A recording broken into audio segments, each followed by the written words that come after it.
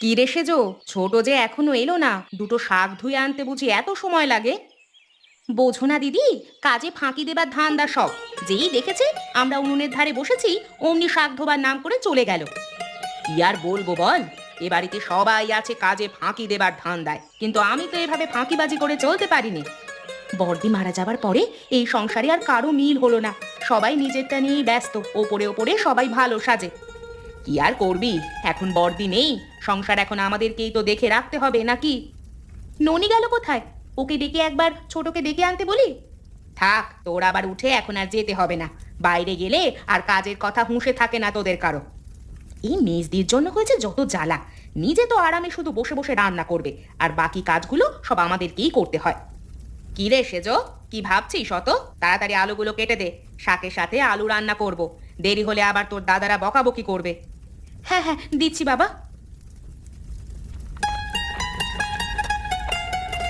কি এত গল্প করছো তোমরা দিদি? আমার নামে নিশ্চয়ই বদনাম করছো। ওই তো মহারানী এসেছেন, তোর নামে বদনাম না করলে তো আমাদের ভালো লাগে না, বুঝিস না তুই? এসেছে, তার নামে নাকি আমরা বদনাম করব। করোই তো, আমি কি জানি না?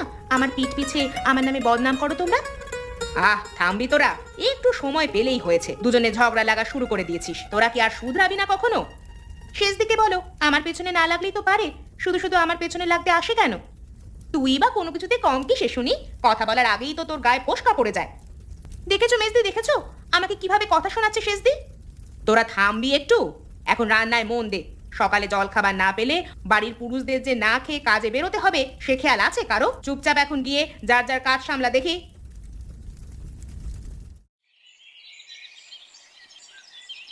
কি ব্যাপার? আমরা সবাই আছি এখানে, দাদা এখন এলো না যে? তোমরা কেউ দাদাকে ডাকুনি? বড়দাকে ডাকতে ননি গেছে, ননিকে পাঠালাম বড়দাকে ডেকে আনার জন্য। ননিমা আমাদের বাড়ির একমাত্র মেয়ে, ওকে দিয়ে কেউ কোনো কাজ করাবে না। তোমরা তোমরা কেউ একজন গিয়ে ডেকে আনলেই তো পারতে। হুম, একমাত্র মেয়ে? বলি সেই একমাত্র মেয়ে কি শ্বশুর বাড়িতে গিয়ে করে কমে খাবে না নাকি? ওর বাবাকে ও ডাকবে না তো আমরা ডাকবো নাকি শুনি? দরকার হলে তাই ডাকবে। দাদা একসময় তো আমাদের জন্য কম কিছু করেনি, এখন তার বিপদের সময় আমরা তো আর তাকে ফেলে দিতে পারি না। থাক থাক, হয়েছে। এখন আবার খাওয়া ফেলে এসব নিয়ে পড়িস না তোরা। কে কি করেছে না করেছে সেটা সকলেই জানে। ননি সেই কখন গেল বড়দাকে ডেকে আনার জন্য, কিন্তু এখনো তো ফিরে এলো না। ওদের জন্য কি সবাইকে এখন না খেয়ে থাকতে হবে নাকি?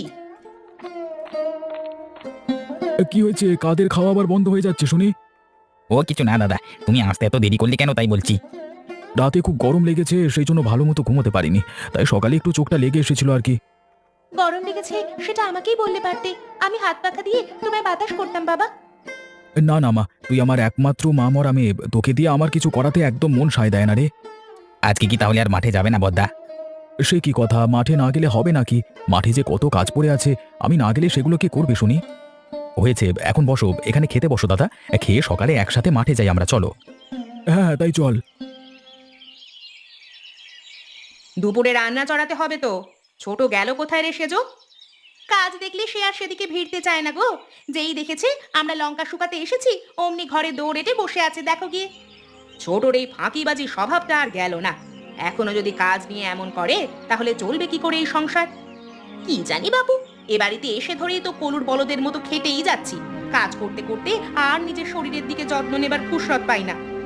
সংসারের কাজ করেই কুল পাই না, শরীরের যত্ন আবার নেব কিভাবে শুনি? আচ্ছা, ননি কোথায় গেল রে? ও থাকলেও তো আমাদের কাজে একটু সাহায্য করতে পারতো। রমা কাকিমার বাড়িতে গেছে গল্প করতে। এই মেয়ে দিন দিন ঢ্যাঙ্গা হচ্ছে, কিন্তু কাজের কাজ কিছুই পারে না। তার উপর সবাই দেখো না কেমন মাথায় করে রাখে। আর বলিস না সে কথা, বাড়িতে একটা মাত্র মেয়ে বলে সবাই আদর দিয়ে একেবারে মাথায় তুলে রাখে, কিন্তু বেশি আদরে যে বাঁদর হয়ে যাবে সে খেয়াল কারো নেই। এদিকে ছোটটাও হয়েছে একজন, বেলা হয়ে গেল এখনো ঘর থেকে বেরুলো না। সে মহারানী কাজের শেষে বিয়ে হয়ে আসবে আমাদের মিছিমিছি সাহায্য দেখাতে। কি হয়েছে কাকিমা, তোমরা কি নিয়ে কথা বলছো এত? আর কি নিয়ে বলবো রে, এদিকে কাজ করে করে আমাদের হাড় মাংস এক হয়ে গেল। তুই তো আমাদের কাজে একটু হাত লাগালেও পারিস নাকি? আমি তো চাই তোমাদের কাজে হাত লাগাতে, কিন্তু তোমরাই তো কেউ আমাকে কোনো কাজ করতে দাও না। মেয়ের কথা শোনো দিদি, কাজ যদি করতে চাস তবে পাড়ায় পাড়ায় না ঘুরে বাড়িতে আমাদের কাছে বসে কাজ করলেই তো পারিস আমাদের সাথে। ঠিক আছে কাকিমা, তোমরা আমাকে শুধু বলো আমাকে কি করতে হবে, আমি সব করে দেবো তোমাদের। না থাক মা, পরে আবার তোর বাবা কাকারা এলে আমাদের নামে নালিশ করবি, বলবি কাকিমারা তোকে কাজ করিয়ে করিয়ে জ্বালিয়ে মারছে। কি যে বলো না কাকিমা তোমরা, আমি তো এই বাড়িরই মেয়ে। মা বেঁচে থাকলে কি মায়ের কাজে হাত লাগাতাম না? বেশ তো, রান্নাঘরে সকালে থালা বাসন রাখা আছে মা, যা গিয়ে থালা বাসনগুলো ধুয়ে ফেল মা। আচ্ছা ঠিক আছে কাকিমা। আজকে এই গরমটা যেন একটু বেশি পড়েছে দাদা, শরীর আর চলছে না মনে হচ্ছে।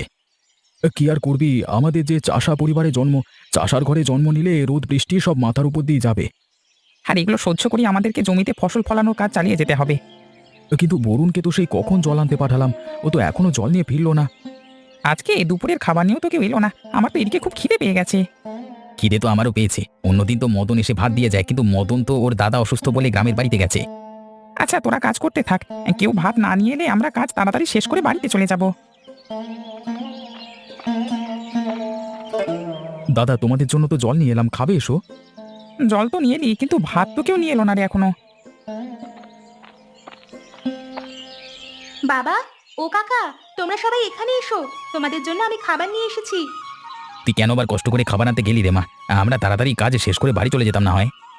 তোমরা সবাই না খেয়ে কাজ করলে যে শরীর খারাপ করবে তোমাদের, তাই তোমাদের জন্য খাবার নিয়ে এলাম। তুই গাছের নিচে বস মা, আমরা সবাই আসছি। কই রে, চল সবাই দুটো খেয়ে নি। হ্যাঁ হ্যাঁ তাই চলো দাদা, গরমে যেমন খিদে পেয়েছে তেমন জল তেষ্টাও পেয়েছে অনেক। চল তাহলে সবাই আর দেরি না করে খেতে বসে পড়ি।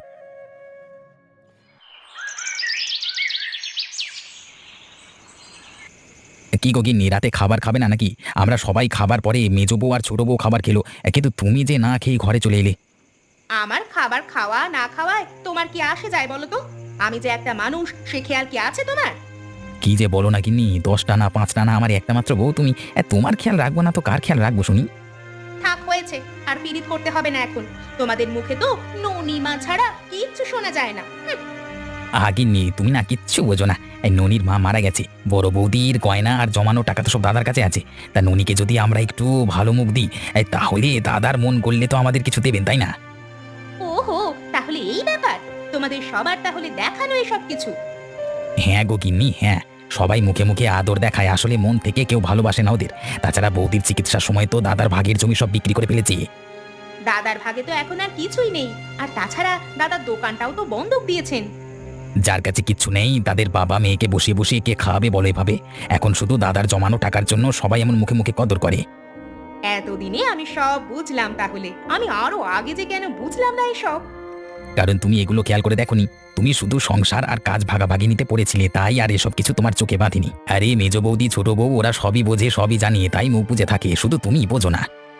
তুমিও তো আমাকে কিচ্ছু বলনি কখনো, তাহলে আমি বুঝবো কি করে শুনি? যাক, এখন থেকে আমি আর কোনো কিছু নিয়ে মন খারাপ করব না।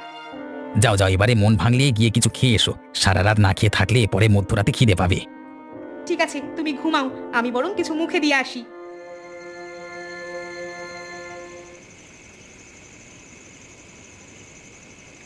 কই গো গিন্নি, আমার জন্য ভালো করে একটা পান বানাতো দেখি। রাতে ভাত খাবার পরে এখন মুখে একটা পান না দিলে ভালো লাগে না। পান খেতে হয় তো নিজে বানিয়ে খাও না। সারাদিন রান্নাঘরের কাজ করে যেই একটু এসেছি বিশ্রাম নিতে, অমনি এসে হুকুম দেওয়া শুরু করলে। পান খাওয়া তো তোমার থেকেই শিখেছি আমি। কি খাওয়া শেখালে আমাকে বলো তো? এখন রাতে খাবার পরে পান না খেলে মনটা কেমন আনচান করে। বরদার কাছে কিছু টাকা চাইবে বলেছিলে, তা সে টাকাটাও তো আর চাইলে না। চাইবো গিন্নি চাইবো, কিন্তু সময় সুযোগ বুঝে তবেই না চাইবো। তার উপর অরুণ আর বরুণ তো বর্দার কাছ থেকে কোথাও সরেই না। সেটাও কথা, এখন বরদা যদি তোমায় একা টাকা দেয়, তবে তো ওরাও সেখানে ভাগ চেয়ে বসবে। এখন ভাগ চাইলেও তো কিছু করবার নেই। বৌদি মারা যাবার পরে তো দাদার সর্বস্ব শেষ হয়ে গেছে, এখন তো আমাদের আয়ের উপরই চলছে। অরুণ বরুণ ভাগ চাইলে তো আর ওদেরকে মানা করতে পারবে না। এই জমি যে সবার ভাগের, শুধু বরদাদার ভাগেরটা বেচে দিয়েছে। বসিয়ে বসিয়ে বাবা মেয়েকে আর কদিন খাওয়াবে? ভাবছি সবাই মিলিয়ে এবার দাদার কাছে টাকা চাইবো। হ্যাঁ, কিন্তু দাদা যদি টাকা দিতে অস্বীকার করে, তখন কি করবে গো? তখন আবার কি করব? বসিয়ে বসিয়ে তাদের খেতে দিতে পারবো না, সবার থেকে আলাদা করে দেব। তখন বাবা মেয়েতে কিভাবে কি করে খাবে সেটা তারা বুঝবে। তাহলে এক কাজ করো, কালই দাদার কাছে জমির কাজের নামে কিছু টাকা চাও তোমরা, দেখো দাদা কি বলে। সে না হয় চাইবো, এখন আমায় একটা পান বানিয়ে দাও তো দেখি। গল্পে গল্পে তো পানের কথা ভুলেই গেলাম।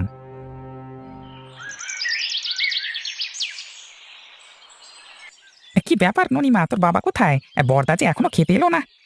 বাবা তো ঘুমিয়েছিল, আমি একটু আগেই গিয়ে ডেকে দিয়ে এসেছি, হাত মুখ ধুয়ে আসছে বাবা।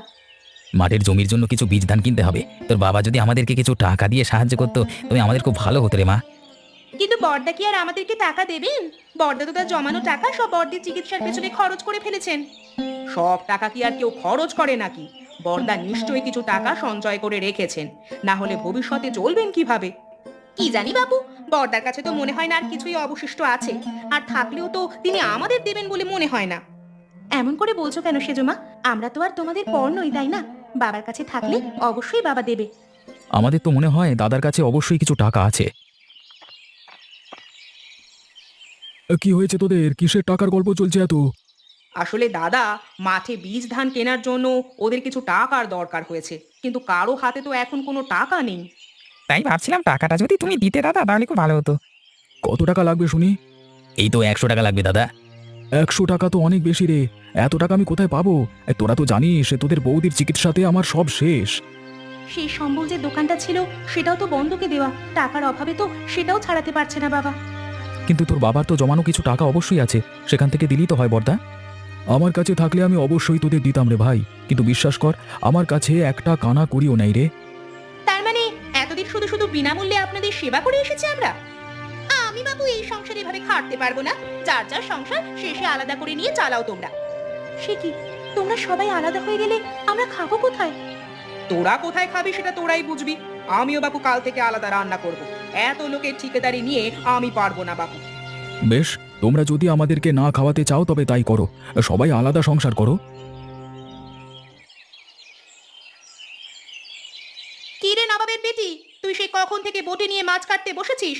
বলি, বাড়িতে তো আরো 3টে সংসার আছে নাকি? তারা কি মাছ কাটবে না নাকি? এই তো ছোট মা, আমার প্রায় হয়ে গেছে।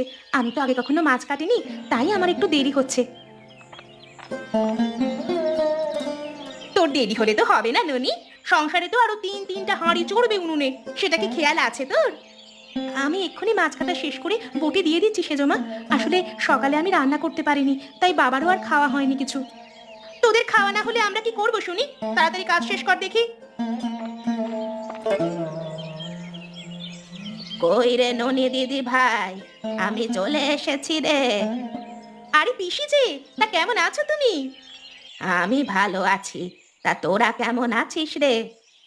আমরাও তো ভালোই ছিলাম পিসি, কিন্তু হঠাৎ তুমি এলে যে পিসি, ব্যাপারখানা কি বলো তো? বাড়িতে থেকে থেকে আর ভালো লাগছে না। আমার তো 4টা ভাইপো আছে এখানে, তাই ভাবলাম ওদের 4 ভাইয়ের অতিথি হয়ে আসি। আমি বাবা কাউকে রান্না করে খাওয়াতে পারবো না, আমি গেলাম বাপু। আমারও শরীরটা খুব বেশি ভালো নেই, আজকে রান্না করব না। তুমি এখানে থাকবে কি করে গো পিসি? যাই বাবা, আমিও ঘরে যাই।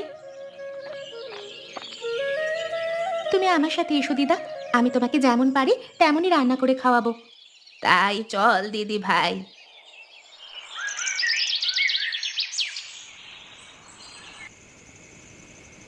কি রে গোপাল, তোদের বাড়ির মানুষগুলো যে বড্ড স্বার্থপর হয়ে গেছে রে। আমি হলাম গিয়ে তোদের 4 ভাইয়ের একটা মাত্র পিসি, অথচ আমাকে কেউ বাড়িতে একবেলা খাবার দিতে চাইলো না। আর সেই দুঃখের কথা বলো না বেশি। সারা জীবন ওদের জন্য এত কিছু করলাম, কিন্তু আজ আমার টাকা নাই বলে সবাই আমাকে আলাদা করে দিল। আলাদা করে দিয়েছে তো কি হয়েছে বাবা? আমি তোমাকে রোজ রান্না করে খাওয়াবো। টাকা না থাকলে যে সংসারে কারো কদর থাকে না বাবা। আমি তো তোদের সব বেচে কিনে সারা জীবনের জন্য তোদের কাছে চলে এলাম রে, আমাকে খাওয়াবি কি করে? ও নিয়ে তুমি চিন্তা করো না বেশি, আমরা দুটো মানুষ চলতে পারলে তোমাকেও খাওয়াতে পারবো। তোর কথায় আমি খুব খুশি হয়েছি বাবা। এই নে বাবা, আমার জমানো সব টাকা আমি তোকে দিয়ে দিতে চাই। এই টাকা তো আমি একা নিতে পারবো না পিসি, এই টাকাতে তো আমার ভাইদেরও অধিকার আছে। তুমি যেমন আমার পিসি তেমনি ওদেরও পিসি।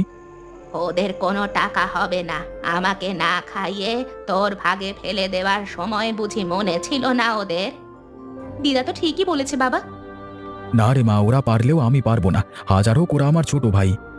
ঠিক আছে, যেটা ভালো মনে করিস তাই করিস। এখন কি করবো রে আমরা?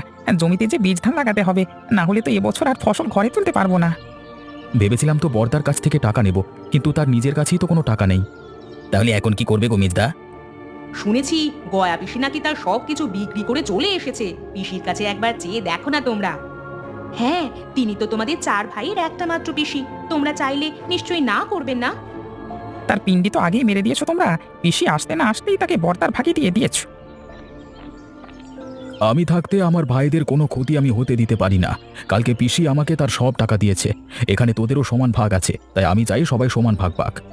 তুমি আমাদের কথা এত ভাবো দাদা। তোমরা না ভাবলেও তো বাবা আর তোমাদেরকে ফেলে দিতে পারে না। আমাদের ভুল হয়ে গেছে দাদা, আমাদের তুমি ক্ষমা করে দাও। হ্যাঁ, আমরা আমাদের ভুল বুঝতে পেরেছি। আয় মা, আমাদের কাছে আয় ননি। এবার থেকে সবাই আবার একসাথে খাবো আমরা। কি বলিস তোরা? হ্যাঁ দিদি, আমরা আমাদের ভুল বুঝতে পেরেছি। সবাই একসাথে খাবি? তাহলে আমাকে কি করবি এখন শুনি? আরে তুমি তো আমাদের সবার পিসি, তুমিও এখন থেকে আমাদের সাথেই থাকবে। তুমি হলে গিয়ে আমাদের 4 ভাইয়ের এক অতিথি।